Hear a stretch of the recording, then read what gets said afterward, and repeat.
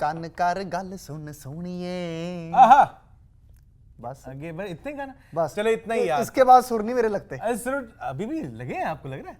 अच्छा चल कोई बात नहीं जी, कोई बात नहीं, सुर हमारे लगे या ना लगे, लेकिन जो सुर लगाए हैं अमर सिंह चमकीला फिल्म के अंदर, यहां पे जितने भी लोगों की बात करें सबने बढ़िया सुर लगाए, क्योंकि ये फिल्म आई है, इसका रिव्यू आज हम कर रहे हैं और ये फिल्म है बहुत शानदार, बहुत बेहतरीन। इम्तियाज अली साहब, मैं कह रहा हूं तोहफू कबूल करो, बहुत ही प्यारा काम करा है आपने। दिलजीत वगैरह सारे लोग जो हैं, ए.आर. रहमान है, इनकी बात हम बाद में करेंगे, आराम से करेंगे। और अच्छा, लेकिन इम्तियाज अली साहब के लिए जितनी तारीफ की जाए उतनी कम है। इस कहानी को लेकर आए वो, इसको इतनी बढ़िया तरीके से बनाया। एक बार सॉरी काट रहा हूं, अगर तो आपने अभी तक फिल्म नहीं देखी तो ये वीडियो मत देखना, फ्लो में हम स्पॉयलर्स दे सकते हैं। नहीं देख लो ना यार, वैसे स्पॉइलर क्या ही होगा इससे ज्यादा, मतलब कि आप एक आर्टिस्ट के बारे में बायोपिक बना रहे हो, वो आर्टिस्ट आपको पता है कि भाई पहले ही वो गुजर चुका है, अपने यंग एज के अंदर ही 27 साल की उम्र में वो गुजर गए थे और शूट आउट हुआ था उनके ऊपर, सब हुआ था, तो ये मेन स्पॉइलर है। और ये फिल्म की शुरुआत होते ही आपको दिखा देते हैं कि देखो जी ये हो गया, और उसके बाद कहानी जो है बाद में फ्लैशबैक की तरह भी जाती रहती है, बीच बीच में जाती है, उसके बाद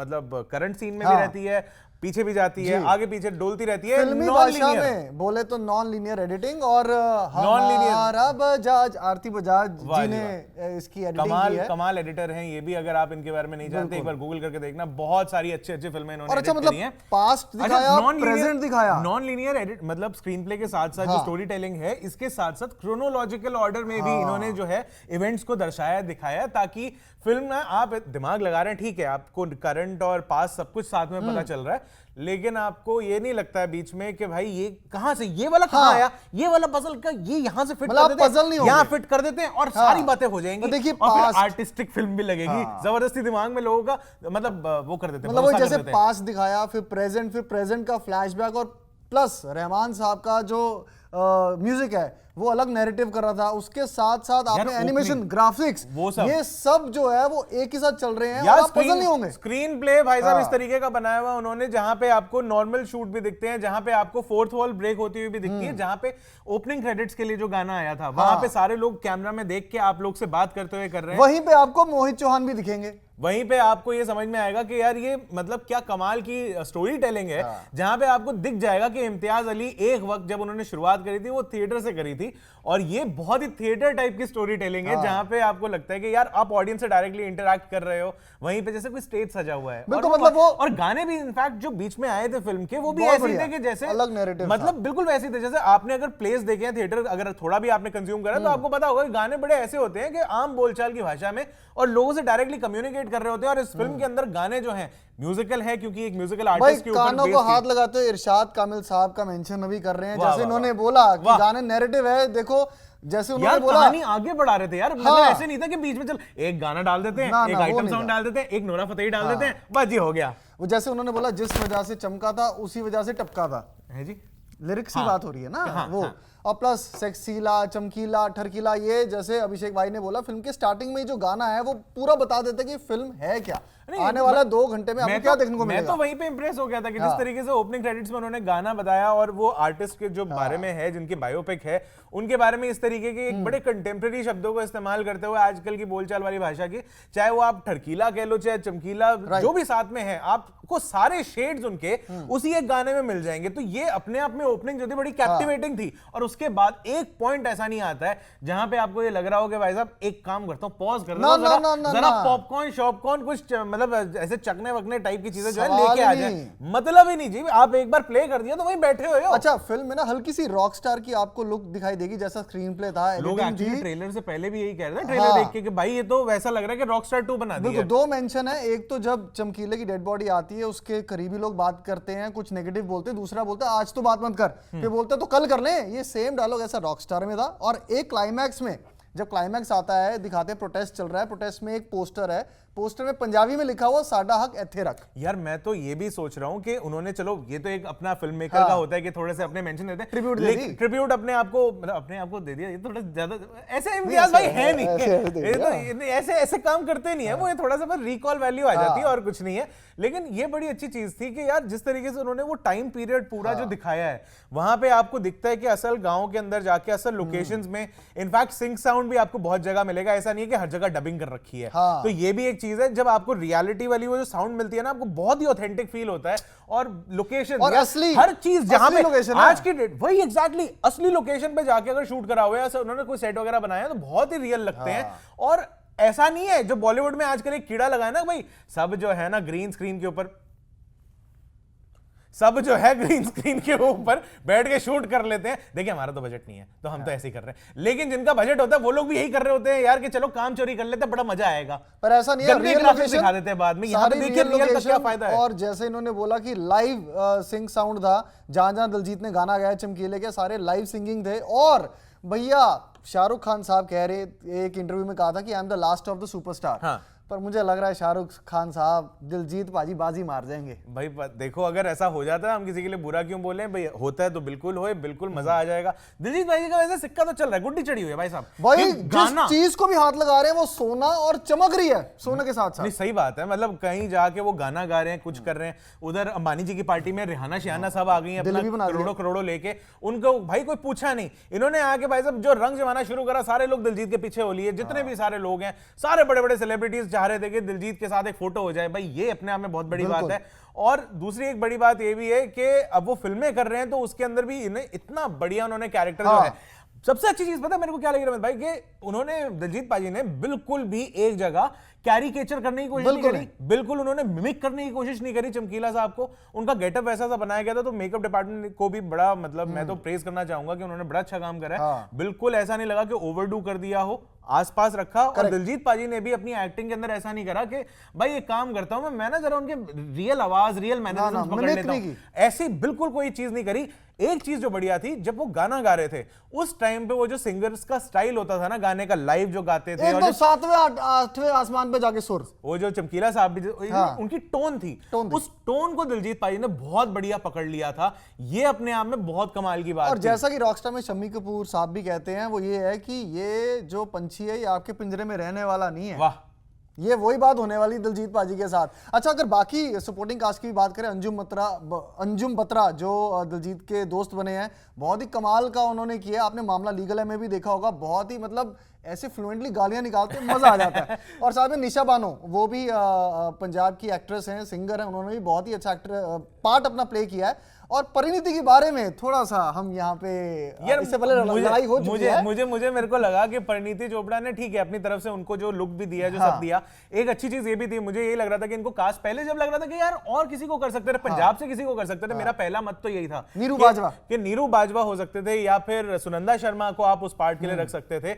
लेकिन फिर मेरे को एंड में ये लगा कि शायद उनको कोई सिंगिंग वॉइस चाहिए थी। और दूसरा ये क्योंकि एक बॉलीवुड वाला कनेक्ट भी होता है कि एक ऐसा नोन चेहरा जो ज्यादा लोगों तक पहुंचा हो, तो शायद ये कॉम्बिनेशन बन रहा था कि परिणीति थोड़ा बहुत गा भी सकती हैं और एक्टिंग भी अपना कर लेती हैं। इस फिल्म में मुझे ऐसा लगा कि उनका पार्ट जरा हल्का रह गया, मुझे ऐसा लगा। मेरे हिसाब से तो परिणीति ने बहुत बढ़िया अच्छा काम किया है, कॉम्प्लीमेंट किया दिलजीत के कैरेक्टर को।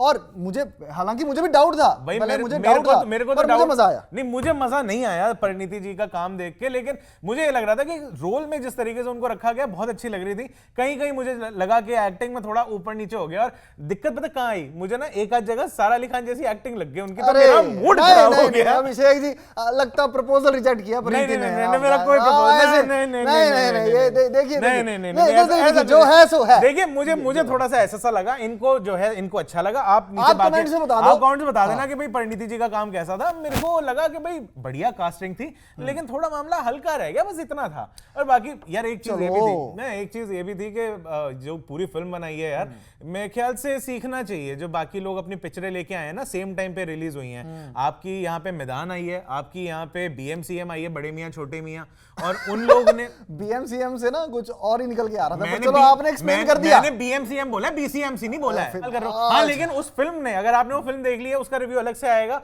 उस फिल्म को अगर आपने देख लिया तो वहां पे उन्होंने ऑडियंस के दिमाग का BCMC जरूर करा है। BMCM तो बात की बात है। तो सीखना चाहिए इतने बड़े बड़े स्टार्स को कि भाई जब अच्छी फिल्में बन सकती हैं तो क्यों नहीं बनाते हो। इतने बड़े बड़े बजट लेके आते हो तुम यार, तुम बाद में ये कचरा हमें परोसते हो। मैदान फिर भी अच्छी थी अजय देवगन साहब की, लेकिन ये BMCM से क्या ये चल रहा है। नहीं ये वाले काम नहीं कर रहे उन्होंने। नहीं, मैं कह रहा हूं बहुत बढ़िया परफॉर्मेंस की, victory sign oh that way. तो इसी बात पे मैनू विदा करो। ये एक और चीज है, ये अरिजीत सिंह को सारे मैयत वाले गाने क्यों मिल रहे हैं?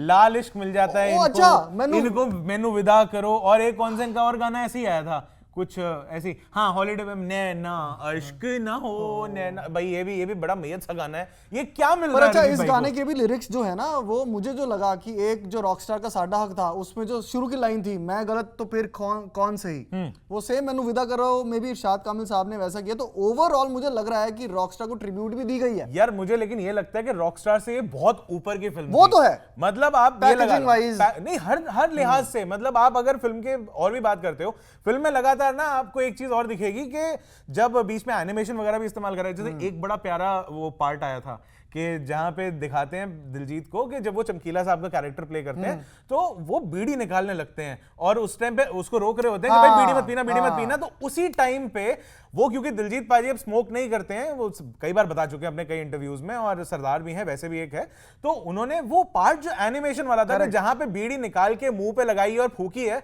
वो पार्ट एनिमेशन में ले लिया था। तो वो दिलजीत, ताकि ये भी ना हो कि भाई कोई अगर बुरा मान जाए या दिलजीत अगर कंफर्टेबल नहीं है, तो उस चीज को उस तरीके से बहुत ही क्रिएटिवली उन्होंने इस्तेमाल करा एनिमेशन को। एनिमेशन में एक और बात याद आ गई, एनिमेशन में दिखाते हैं कि दिलजीत की जो सीडी है, चमकीले की जब सीडियां हैं वो उड़ उड़ के जा रही हैं और एक जगह दिखाते हैं यूएफओ बन गई है। तो वो ये बताने की कोशिश थी कि ये जो बंदा है, ये इसके गाने ये आउट ऑफ द वर्ल्ड हैं, ये इस दुनिया में समा नहीं सकते। ये एक अलग वो है, और बाकी हर जगह जाके देखिए वो कैसे मतलब जा रहे हैं, वहां पे दिखा रहे हैं कि वहां पे गाने जो भी बज रहे हैं वहां पे वही बज रहा है। तो एक वो वाली रिकॉर्ड वाली बात भी हो गई थी। और मतलब अपने आप में और भी जो एनिमेशन की तरह इस्तेमाल कर रहा है, लगातार आपको फिल्म में दिखता रहेगा कि कई रियल वीडियोस अगर आप चमकीला साहब की देखेंगे तो कई ऐसे क्लिप्स अवेलेबल हैं, उनको हूबहू फिल्म के अंदर वैसे ही रखा गया है, वैसे ही कैरेक्टर्स की पोजीशनिंग करी गई है, वैसे ही गेटअप, पूरा सीन जो है सेट वैसे ही करा है।